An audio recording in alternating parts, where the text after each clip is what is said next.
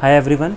So now let's look at the remaining three properties of text. So the next three properties are text transformation, text spacing and text shadow. In the previous video we have seen the properties color, alignment and decoration.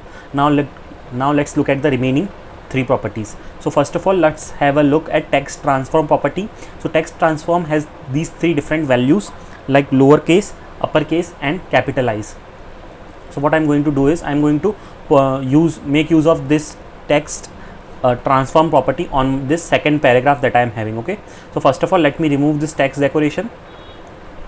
So right now there is no CSS applied on this text. So what I'm going to do is I'm going to apply text transform and I'm going to do it lowercase. Okay, lowercase first. So once I save and refresh it, you can see that all the letters are in lowercase now, lower alphabet. Similarly, we have some value as uppercase. So once I save it, you can see the value now as uppercase, right? And the third value that we have is capitalize. So capitalize, once I save it, you can see the value is now capitalized. So you have to understand the difference between uppercase and capitalize. In the uppercase, all the alphabets will be in uppercase, but in capitalize only the first character will be capitalized. Okay, so this is the main difference. Now let's move on to the next property that we have. So next is text spacing. Now in text spacing we have different properties like text indent, letter spacing, word spacing and line height. So let's look at them one by one. So first of all, so this text spacing property I'm going to apply on this first paragraph so that you can understand it in a nicer way. So this is the basic paragraph that we have right now. So I'm going to make use of text indent first. So text indent. So in text indent, what we need to do is we need to specify some value. So I have specified 50 pixels. Once I refresh it, you can see some changes has happened. So the starting of text will start after 50 pixels. Okay, so this is the main difference. Next we have is letter spacing. Okay, so letter spacing, let's make use of it. In letter spacing also we have to specify some value. So let me give the spacing as 5 pixel. Basically what this will do is this will create a gap between each letter of the paragraph. So a gap of 5 pixels can be observed here, right? Moving on to the next property that we have, word spacing. Word spacing. Okay, so in word spacing you might have guessed already, the space will be between the words. So the spacing of 5 pixels is there between two words. Next that we have is line height. So line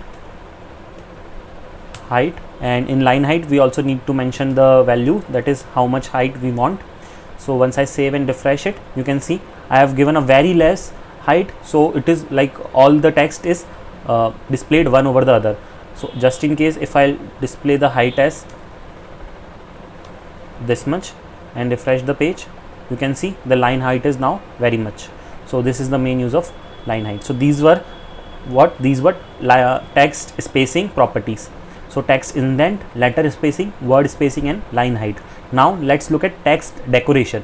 So text decoration also we have different values like horizontal shadow, vertical shadow, blur effect and shadow color. Okay, so I'm going to show you the shorthand property only so that you can understand in a clear way. So let's apply this property, that is our text decoration, on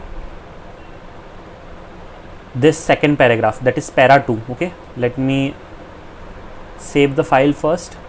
So we are going to apply text decoration on this hello world. Okay, so text decoration is basically used to give some shadow and all these kinds of things to the text.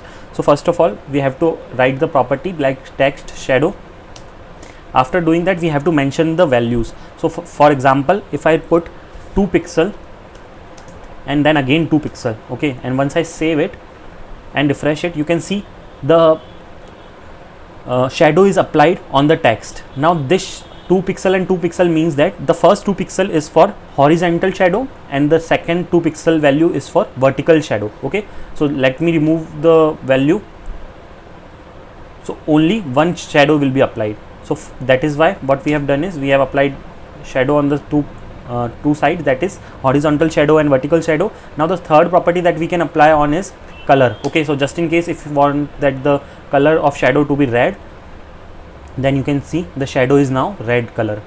And again we have something called as blur effect in this. So just in case if you want blur effect to be applied, so what you can do is you can mention the third value as blur effect.